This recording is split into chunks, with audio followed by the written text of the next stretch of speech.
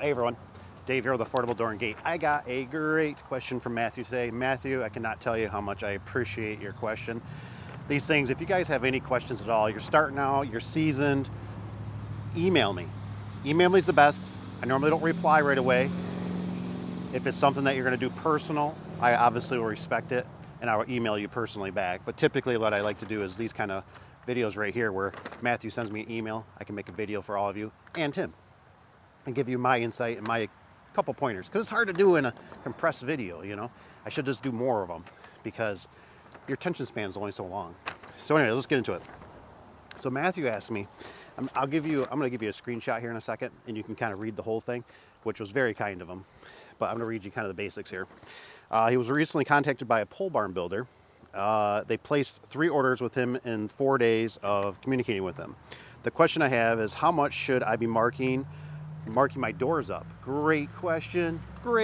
Now we know everything's varied on your area and stuff like that, but that's a wonderful question. I still couldn't tell you today. I'm not an expert. I kind of, but anyways, this is the only company that has purchased doors from me, and I had to source myself. I'm starting to think I may be on the low end of pricing if they are throwing me this much work off the bat. He's got something here. He's really got something here. So the thing is, and I want you guys, I really need your comments. I really need your comments on this, because I get beaten up all the time, right? But I think when you're not out in the field, when you're not out doing this for a living, when you're not sweating and bleeding and sometimes maybe a little curse and swearing, but anyways, when you mark them up, right, this is how I look at it. I believe that if I can make, and say, with Matthew, this might be a little different for you, because if you're delivering the doors, you're putting more risk in there. So what I'm trying to get at is that if I have somebody physically come to our location here, our shop back here, it's a totally different game. Totally different game. Let me give you a little context here. So I bought from one of our vendors here, a little ways away from our shop for years, right? We still do occasionally. And he told me, right, he showed me the reason he started distributing stuff out of his warehouse, out of his building, and he didn't want to do service anymore, was because the liability. He's seen his dad struggle and have to go out and work late hours. There's something beautiful about handing product out and making a little bit of a profit. It's when these vehicles have to leave is the problem. These vehicles right here are all the problems. Liability. One of your employees goes through that front windshield because he hit somebody. Angle iron comes out of those tubes and kills a baby in the back of a car. These are real things, people. Real things. I'm being serious. So anyways, less serious note. If you can sell something from your building, as far as I'm concerned, if you make $50, $100, do 10% margin on it, whatever you want to do it. The problem comes in when you put it in that vehicle and you take it somewhere. Because once, you can't see it, but the road's out here, the cars are flying by. Once you hit that road, it's a different game. People are texting, people are on drugs, people are drinking, people aren't paying attention, people are sleepy, all these things. You hit bumps, rattles, you dent the door, right?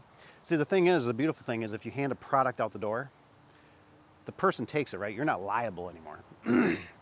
So if they're buying something from you, I'd hang on to them for a customer, man. I've been wanting to do that for years, that we switch over to just selling product. It can be done. But it's the mindset, right? It's the mindset. It's hard to get out of the service. People already know that we do service. We don't have a person really staffed here to, be here 8 to 5. And I tried that, right? For our area, it just really didn't work. You're not making, you get the random people and see you'll get people walk in and they want a remote. Well, then the problem is they don't know how to program the remote. So when you charge them $40 or $50 for a remote, right? And then they go, well, they get to their house. Well, how much are you going to charge me to come out and to serve? Well, it's really a service call, right? It's $65, it's $85, it's $120, whatever you charge, It's kind of hard, and they go, how much? And you're like, yeah, see, you should have just paid for a service call. I would have came out and I take care. But see, people don't want to do that, right? Because when they got about $150, $200 into a remote, they're like, I can buy a whole new opener for $200, $250 at the store. Like, you're ridiculous. It's just outrageous. So there's a balancing. But with garage doors, even probably openers, if you got somebody, because the worst thing is, they're going to take it there, right? They're going to open it up. And they're going to find dents. They're going to find scratches. Because it is going to happen. And you go, oh, well, I'm sorry, Mrs. Jones. Bring it on back. And see what I'm trying to get to here is you're creating all this time. Because now you're not out there doing it. You're not the one driving out there. You're not the one getting it. You're not the one picking it up. They bring it back and you just, well, I'm sorry, that's going to have to be special order. We're going to have to get another one on order for you. And normally if you're good with your vendors, they're going to replace it for you, right? See, the problem I always had was like when you go out in the field, right, and you install a door, right, you find dents and dings, right? It's like impossible. I'm not saying you can't do it, but it's so much headache to install something and find it dented, right? Now the customer's upset. They want it fixed, right? And all their first mindset is you. You are standing in front of me. You're the problem. Hulk Hogan style. I'm going to crush you. I'm just having a little fun. But no, so now you contact your vendor, right? And they go, oh, we're sorry to hear that, right? Because I said again, they're in a building, right? They're in one location, one chunk of property. We'll have to send another one out to. Yes, they got drivers and stuff like that too. They got their own issues. But what I'm saying is you're isolating it down. You know what I mean? And so you can do, that builder, might just want a quality product. And if you're delivering a quality product, that might be why he's also using you too. Because we know, like I know, right? If I go to Menards or I go to Lowe's or I go to Home Depot, I get the cheap of the cheap hardware, right? And that's what we'd have to sell ourselves on, is that we have value. My one vendor that we do buy doors from occasionally, I don't know if we're doing it anymore, honestly, but they sold a good quality, I think it was Mid-American door. And this was, don't quote me on it, this was a couple years back when I used to deal with them. Just simple little things, right? You open up the hardware box, there was a quality control checklist in there, initialed by somebody, a human. And it was like nice to see that they went through and they checked everything. It was like, it's like getting your little lunch bag, right, from your mommy when you went to school, right? And it's got your namey on it. And you open it up, and mommy's got you a little graham cracker in there and all this stuff, right? It was like opening that up, and you're just like, you see that letter in there, and you're just like, oh, it's all here. Somebody physically took pride in this, and they loved me.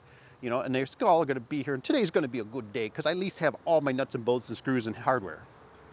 But then when I deal with sometimes like Wayne Dalton, it's just like, we go by weight. We put it in a box and it's kind of like, well, it's close enough, Oh, it's a little off. Let me just grab another handful of screws here. Sprinkle it. Oh, it's good now. It'll work. And it's like, you're not thinking about the guy in the field that's already having a bad day, that already had a flat tire on his way into work. So I don't have a miracle answer for you on what you should charge. I'm always happy if we can make $50, $100 on a garage door that goes out. I know it's probably too cheap. People, oh my gosh, but think about it. If you could sell, 10 doors a day? Is that $1,000? Is that $1,000? $1,000. I'm just saying, think of the concept. If you could sell 3, or you could sell 5, or you could sell 10, and you make your money, right? Without this, right here, transmission blowing up, tires wearing out. See, because people don't think, a lot of people don't understand. You know how much time I've spent on the weekends working on these things? Changing flat tires, fixing the brakes, putting the ladder racks on. It's a super amount of time. And like today, right, you got 2 days. This building is going to be here. You got 2 days, these things are sitting here on the weekend that aren't making money. The grass is growing up around them. They're getting rusty. They're sitting, they're not making no money. You know what I mean? But your product is sitting in there, same kind of concept. Yes, you're building, but your building's going to be there, right? You need your building for your house or whatever you're using. But if you can move product, I'd do it. I would absolutely do it. Please, comment below. Please be kind. No, I really like to hear you guys' comments on it, because I always get bashed by a lot of people, family, friends. You name it. It's always like, you can't do that. I'm like, why would you not? I'm like, the guy that we used to get from, his dad used to do it. He started doing it. His dad kind of like wasn't real appreciative of it. He was like, I can't believe you're doing this. He's like, Dad, he's like, I don't want to live the lifestyle like you did. I don't want to be out late hours. I don't want the headache of the callbacks and all that. Now he just sells his product, right? He just sells his product out the door. He does a darn good job of it. He sells a lot of it too. I mean, he's big, whatever, lift master, everything, you name it. But the concept of selling products, see, like, I always look at it like this too. Think of how many service industries that you don't see, right? Like, so there's like Chick-fil-A, there's Subway, there's Burger King, there's McDonald's, right? They're all in a building. I don't know many service places. Yeah, maybe there's like ServPro or something like that a little bit, right? But I don't know anything where I think off, like, we have Myers, we have Walmart. They all work out of a building and they all sell a product. I'm just saying, you know what I mean? It's something you can scale on. Where this is like, you have to deal with technicians, you have to deal with vehicles, you have to deal with insurance, you have to deal with DOT, you have to deal with state troopers, you have to deal with local cops, you have to deal with speeding. I mean, just a number of things. And I'm not like, this isn't like, you know what I mean? Everything's got levels. So, Matthew, I appreciate the question. I hope you have good luck with your customer. And I would do it, man. I'd keep going. If you're making a few bucks, like I said, if you can get out, if you do delivery, you know, make sure you're charging enough, you know, or maybe get something with the builder and just say, look, I have to charge you a delivery fee. If it was me, to make it simple, I'd probably end up doing something by the mile. Say, hey, I'm going to charge you $2, $2.50, $3 a mile, one way.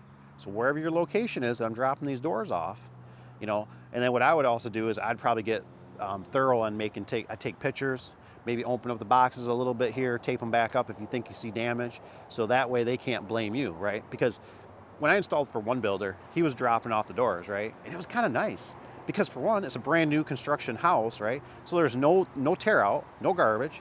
I show up in my vehicle. I installed the door, I remember, and the door had a huge dent by the window or something, right? So I took a picture of it, and I'm like, hey, it was a Horman door, by the way. And whatever, you know, it happens to all of them. But he goes, yeah, he goes, that's pretty normal. He goes, every one I get from them has always got some kind of damage on it. And I'm like, whoo-wee, you know, because that was kind of my first one doing for him. And I thought, I don't want him to think I did it, you know what I mean, and installing it. So, but it was just nice because all I had a little bit was cardboard, and I didn't have to haul nothing. It was all there. You're taking the risk, of course, that stuff might not all be there, but it's a lot easier because now you can blame somebody else, right? If it's you 100%, they're always looking at you and going, well, that's not my problem that there ain't no rollers in the box. Well, that ain't my problem that there ain't no hinges. But you can revert it when I did that. I'm going off a little bit on the subject here, so I apologize. But anyways, Matthew, thanks, brother. Like I said, you guys out there been doing it, seasoned, unseasoned. Hey, just mention what you do. Do you do 10%? What do you think a good fair, you know, is it crazy for me to think that, hey, if you make $50, $100, you can do a solid? I mean, you probably really should do some kind of percentage.